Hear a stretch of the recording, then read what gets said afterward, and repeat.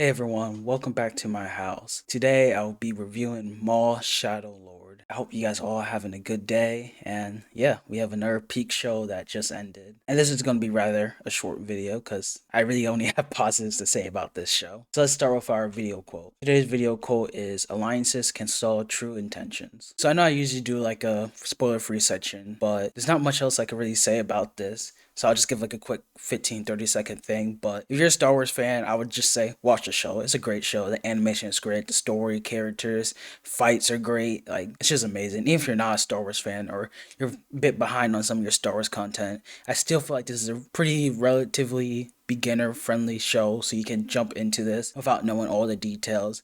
If you do want all the details, then yeah, I would suggest watching Clone Wars, and Clone Wars is great either way, so I think that would help either way. But I think you could watch this show then Clone Wars. But yeah, if you don't feel like watching the 7 seasons of Clone Wars, then I would just say hop right into Maul because it is a great show and I highly recommend it. And before I get started, I just wanted to say thank you guys for everyone subscribing. I'm seeing all the support and I just wanted to shout you guys out, and I'm thankful that you guys are here for me. I think we're at 86 subscribers, so I really do appreciate it. But now let's go into talking about this peak show. So spoilers for the entire season 1 of Maul Shadow Lord. Okay, the first thing I gotta talk about is the animation, of course. The animation in this show is just so amazing.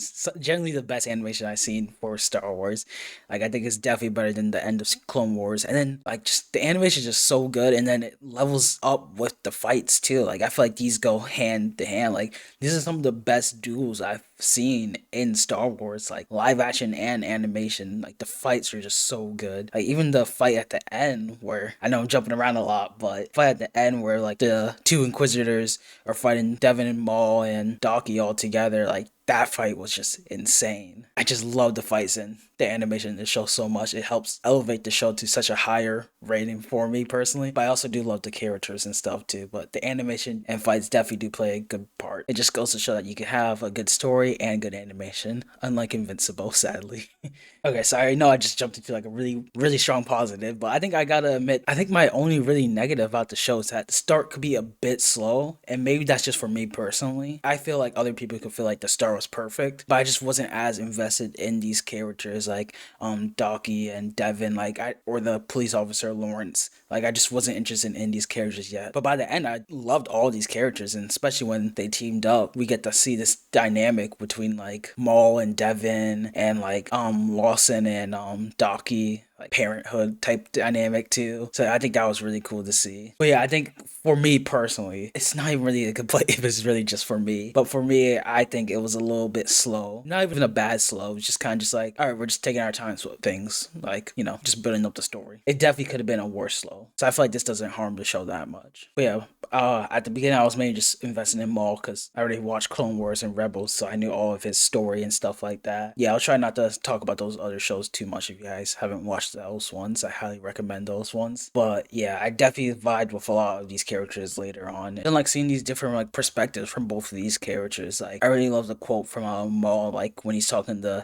Devin and Docky about like, oh, you survive, but you don't live. Like, what is the point in that? And I feel like that's really important, especially for Devin's character. And we see that at the end when spoiler alert, she joins Maul and stuff like that. So, and I think that's a really important question for like all these Jedi. Like, they used to be like top of the hierarchy, kind of like how Maul is. So, this is how they were able to relate. And now they're just doing the bare minimum. And I think that's really important for Devin's character, like I just said. And for Maul, too, because he really symbolizes that, especially since he was at his highest and now he's at the lowest. But yeah, these are the different types of dynamics I just love to see. And I love how we're just exploring and expanding more of the lore, so it's so good. And I wouldn't say like these are any of my favorite characters. I would say they're still really good, don't get me wrong, but me personally, I'm not leaning towards them as like my favorite Star Wars characters or anything yet. I do think Devin has the most potential. I'm really liking her a lot, especially towards the end. I think she could definitely be one of my favorites depending on how the other seasons go. But yeah, all these other characters were pretty cool. Lawson was cool, his son. I really like Spyball. I thought he was really cool. I was really sad that they killed him off. But as you can tell, this is all really positives. I really don't have any complaints about this show. And talking about another positive, we gotta talk about Darth Vader because that entrance was just so cool. They did not have to give him so much aura. I mean, they definitely did have to give him aura because he's Darth Vader, but still, like the amount of aura farming this guy does is just insane. I think that's just the best possible entrance he could have had into the show. Like it felt like a horror movie, and then with him not talking or anything like that, like it really gave off those like dark, scary vibes. So I really like that. And like I said before, the fights again were just so peak. Like just seeing Vader just like basically not even using both his hands for his lightsaber and just like soloing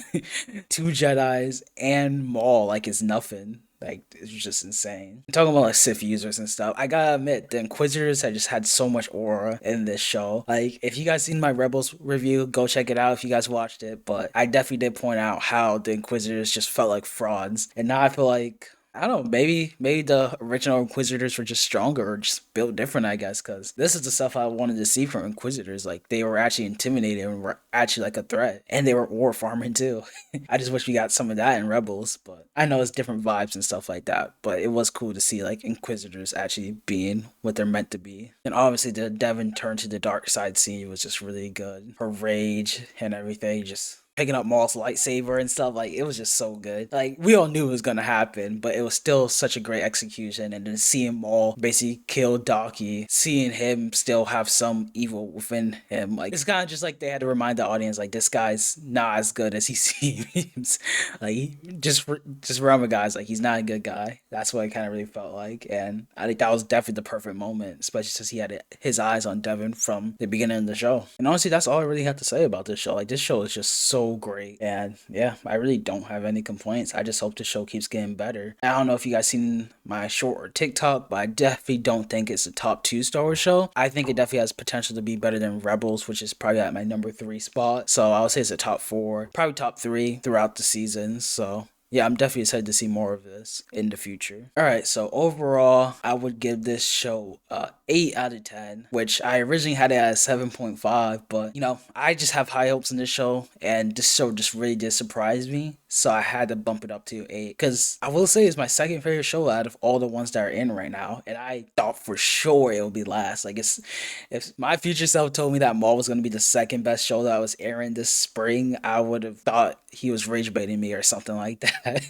Because I thought for sure, well, I would definitely say Daredevil's better, but I definitely thought The Boys for sure would be better, and Invincible was kind of iffy. But yeah, I'll say the Maul show is literally the second best show, like just behind Daredevil, and Daredevil's great, so like that is really high standards. So I had to give it some extra points for that, and just being such a good Star Wars show, it just felt good to have a good Star Wars show again, especially after all this mid I've been watching like Mandalorian, Ahsoka, Boba Fett. Reviews coming for Mando and Ahsoka soon, but yeah, it felt good to have a good Star Wars show. So I gotta give Disney its credit where it's due, and I hope it keeps performing well. And that's really all I have to say about this show. Great show, and I hope you guys liked it as much as I did. I'm definitely excited for season 2. Hopefully it comes next year, but if not, I hope they take their time because the animation is peak, and I would want that same animation quality or better in the future. Yeah, somewhat of a shorter video, guys, but I got you guys next week for The Boys, and then the week after I'll be dropping my Mandalorian review, and I'll be going to see the movie and do a review of that too. So it should be a 2-in-1 video week. But with that, I hope you guys have a good one, and I'll see you guys on the next one.